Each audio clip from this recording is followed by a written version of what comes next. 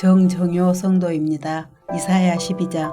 그날에 내가 말하기를 여호와여 주께서 전에는 내게 노하셨사오나 이제는 주의 진노가 돌아섰고 또 주께서 나를 아니하시오니 내가 주께 감사하겠나이다 할 것이니라. 보라 하나님은 나의 구원이시라. 내가 신뢰하고 두려움이 없으리니 주 여호와는 나의 힘이시며 나의 노래시며 나의 구원이심이라. 그러므로 너희가 기쁨으로 구원의 우물들에서 물을 기르리로다. 그날에 너희가 또 말하기를 여호와께 감사하라. 그의 이름을 부르며 그의 행하심을 만국 중에 선포하며 그의 이름이 높다 하라. 여호와를 찬송할 것은 극히 아름다운 일을 하셨음이니 이를 온 땅에 알게 할지어다. 시온의 주민아 소리 높여 부르라. 이스라엘을 거룩하신 이가 너희 중에서 크심이니라 할 것이니라. 하늘에 계신 우리 아버지여, 이름이 거룩히 여김을 받으시오며 나라가 임하옵시며 뜻이 하늘에서 이룬 것 같이 땅에서도 이루어지이다. 오늘날 우리에게 일용할 양식을 주옵시고 우리가 우리에게 죄 지은 자를 사하여 준 것 같이 우리 죄를 사하여 주옵시고 우리를 시험에 들게 하지 마옵시고 다만 악에서 구하옵소서. 대개 나라와 권세와 영광이 아버지께 영원히 싸움나이다. 아멘.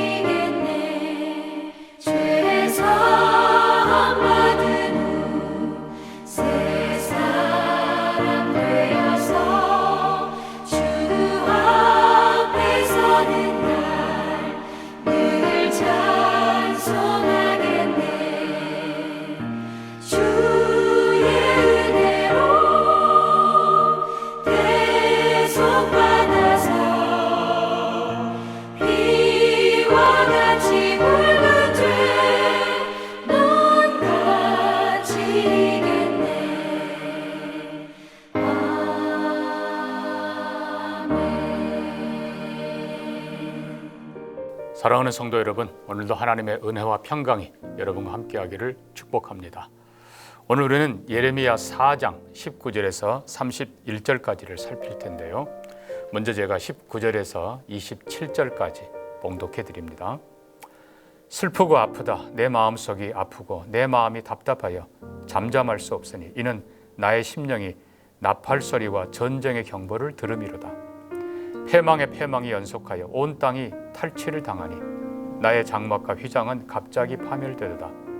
내가 저 깃발을 보며 나팔 소리 듣기를 어느 때까지 할꼬. 내 백성은 나를 알지 못하는 어리석은 자요 지각이 없는 미련한 자식이라. 악을 행하기에는 지각이 있으나 선을 행하기에는 무지하도다. 보라, 내가 땅을 본즉 혼돈하고 공허하며 하늘에는 빛이 없으며 내가 산들을 본즉 다 진동하며 작은 산들도 요동하며 내가 본즉 사람이 없으며 공중의 새가 다 날아갔으며 보라, 내가 본즉 좋은 땅이 황무지가 되었으며 그 모든 성읍이 여호와의 앞 그의 맹렬한 진노 앞에 무너졌으니 여호와께서 이와 같이 말씀하시기를 이 온 땅이 황폐할 것이나 내가 진멸하지 아니할 것이며. 아멘. 예레미야 선지자는 임박한 적의 침입을 묘사하고 있습니다. 나팔소리, 전쟁 경보, 고대로부터 사용되어 온 전쟁의 용어들이죠. 주전 609년 요시야 왕 개혁을 했던 그 왕이 갑자기 전사합니다. 이미 말씀드린 것처럼 애굽의 바로 느고가 아수르를 도와 신흥 바벨론을 치기 위해 올라가는 길을 막다가 갑자기 전사한 것이죠. 이후에 유대의 역사는 소용돌이에 휘말리게 됩니다. 그래서 국가가 불안정하고 이스라엘의 왕들은 바벨론에 의해서 혹은 애굽에 의해서 세워졌다가 폐위됐다가 반복을 하죠. 결국 바벨론에 의해서 멸망을 당합니다. 자, 이 혼동의 시대에 특별히 의로운 왕 요시야가 갑자기 죽었기 때문에 이스라엘 백성들은 신앙적으로도 흔들립니다. 아니, 이렇게 의로운 왕이 하나님이 지켜주셔야 되는 거 아니야? 근데 갑자기 죽어요. 근데 안타깝게도 이 혼돈의 시대에 백성들에게 나라가 멸망할 거다, 성전이 파괴될 거다, 바벨론에 항복해라 라고 권하는 예레미야 선지자가 여러분 얼마나 얄밉겠습니까? 결국 예레미야 선지자는 이중으로 고통을 당하게 되는 것이죠. 자, 오늘 19절에서 선지자가 탄식합니다. 슬프고 아프다. 내 마음속이 아프다. 여기 슬프고 아프다 이 말은 원문으로 치면은 내 창자여, 내 창자여 라는 뜻입니다. 그러니까 마음의 고통이 그대로 몸에 드러나는 영적, 육적 고통을 묘사하고 있는 것이죠.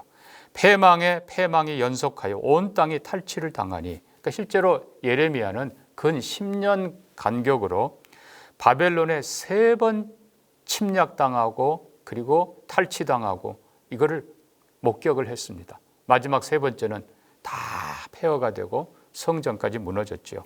자, 그때마다 왕위가 바뀌고 나라가 흔들리고 백성들은 사륙을 당하고 포로로 끌려갑니다. 곳곳에는 바벨론의 깃발이 휘날립니다. 전쟁의 나팔 소리가 끊이지 않습니다. 그래서 여기 에브라임 표현되는데 에브라임은 북쪽이죠. 에브라임을 넘어서, 그러니까 옛날 이스라엘 땅을 넘어서 이제 남쪽 예루살렘 점령하고 그리고 온 전역에 전쟁의 나팔 소리가 울려 퍼지고 그리고 바벨론의 깃발이 휘날리는 것입니다.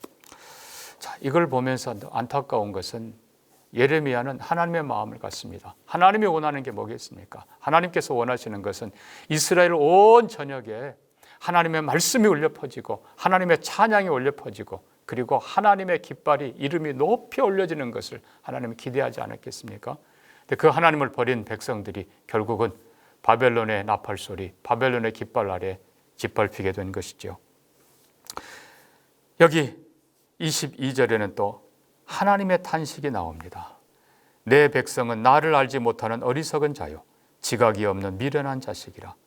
악을 행하기에는 지각이 있으나 선을 행하기에는 무지하도다.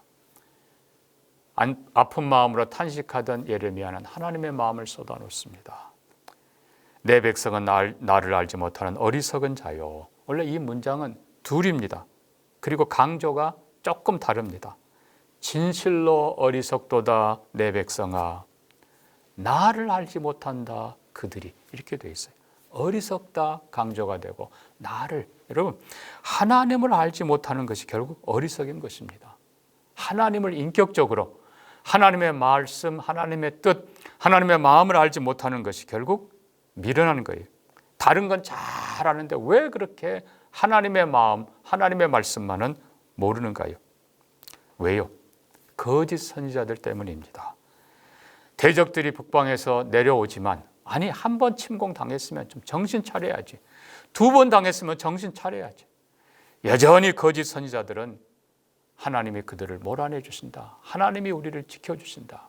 하나님이 성전을 지켜주신다. 이게 하나님의 성전 아니냐. 아니 의로운 왕 요시야가 죽는 것을 보면서도 거짓 선지자들의 평강을 외치는 그 말을 믿고 아무렇지도 않게 회개도 하지 않고 준비도 하지 않고 그래서 또 당하고 마침내 비참하게 되는 이스라엘을 본 것입니다. 여러분 여기 어리석도다라는 이 말은 텅 비었다라는 말입니다. 그렇습니다. 여러분 정말 성전이 중요한 것이 아니라 성전 안에 하나님의 영광이 떠나버리니까 텅 빈 거예요. 어리석은 거예요.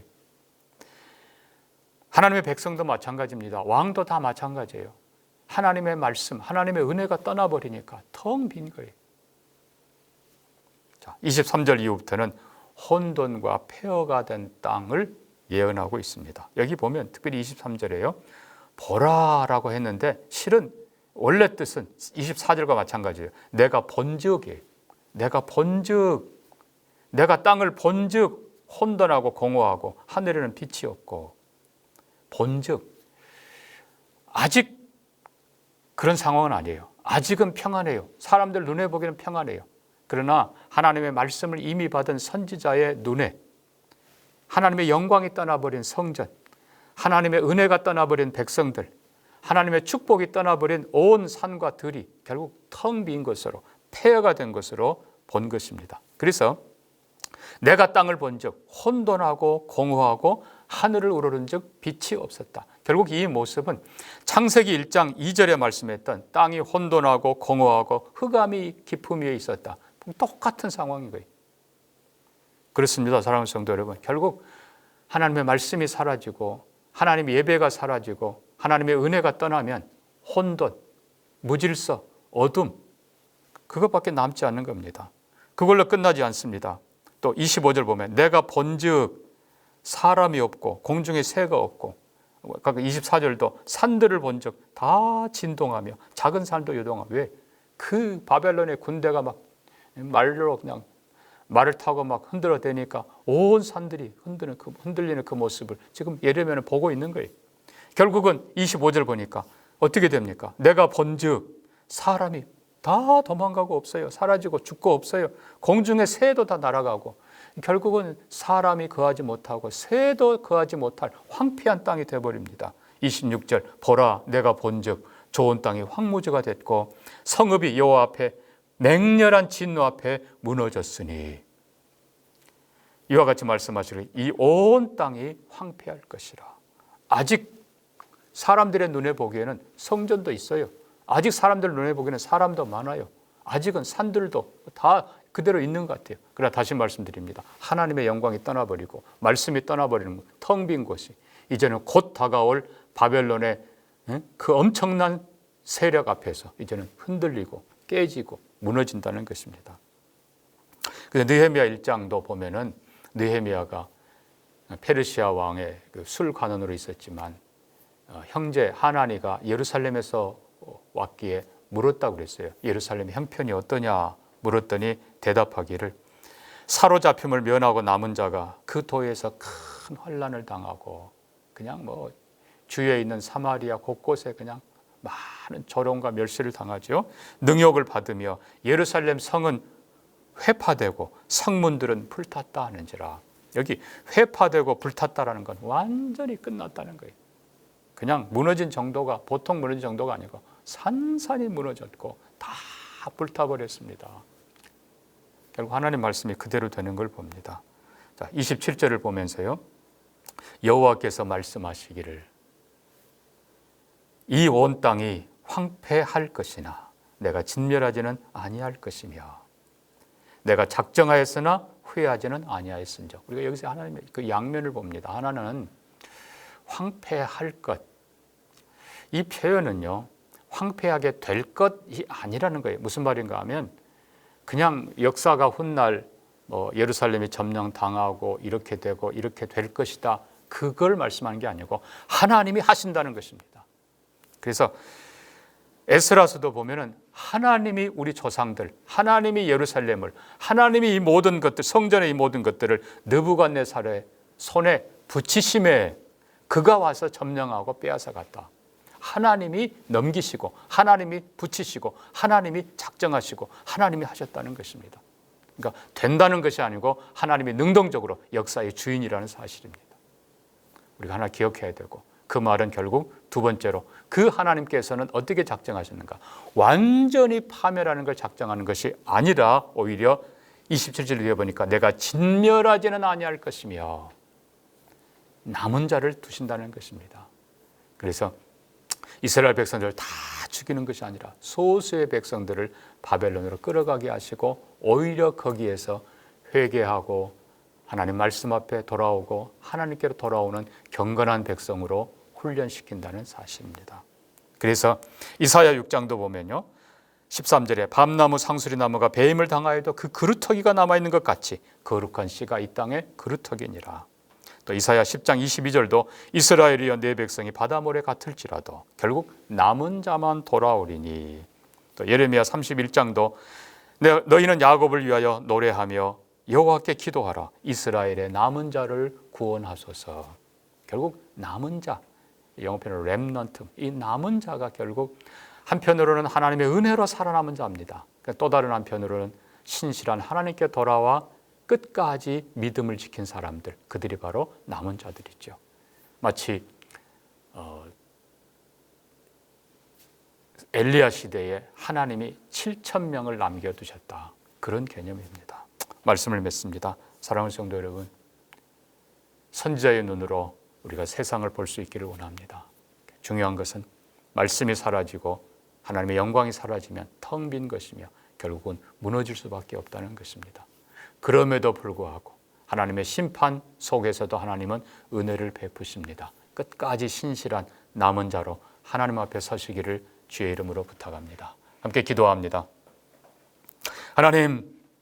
하나님께서는 이스라엘 전역에 하나님의 말씀과 찬송이 울려 퍼지기를 원하시고 하나님의 이름이 높아지기를 원하셨는데 안타깝게도 하나님을 대적하고 버렸던 이스라엘 온 땅에 바벨론의 발굽 소리와 전쟁 나팔 소리와 바벨론의 깃발이 휘날렸던 것을 봅니다.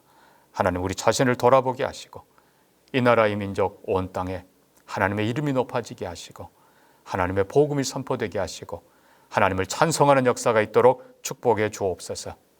평안하다 평안하다 하며 하나님이 지켜주신다고 하는 거짓 선지자들의 말을 믿지 않게 하시고 늘 회개하게 하시고 늘 준비하게 하시고 우리가 하나님 앞에 경성하게 해 주옵소서. 이 나라 이 민족도 평안하다 말하지 않고 더 잘 준비하며 바르게 살아가는 이 민족 되게 해 주옵소서. 우리 여름 사역을 위해 기도합니다. 우리 아이들 성경학교 수련회 통해서 하나님의 말씀의 사람들로 하나님을 아는 자들로 자라게 해 주옵소서. 수고하는 교사들에게 축복하시고 말씀과 기도와 사랑으로 잘 준비해서 하나님의 마음으로 이 사역 잘 감당케 해 주옵소서. 거룩한 역사, 선한 역사 있게 해 주시기를 원하오며 예수님 이름으로 기도합니다. 아멘.